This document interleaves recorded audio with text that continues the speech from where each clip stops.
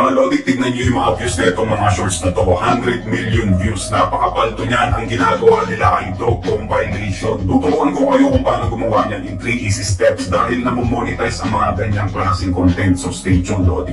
Susubang kumita sa YouTube at mag-ipon ka ng mga dog clips all over the internet. Siguraduhin mong walang trademark. Maraming free stuff, dog videos, meron sa Pexels, meron sa Pixabay. Piliin mo lang yung mga clips na malinaw, mas maganda kung naka-portrait or 9:16 ratio kagaya nito. I-download nyo lang at ilagay nyo sa isang folder. Para naman sa commentary natin, syempre nakadepende sa video kung ano yung script na gagawin mo. Pumili ka ng unique AI voiceover. Hold up before you scroll.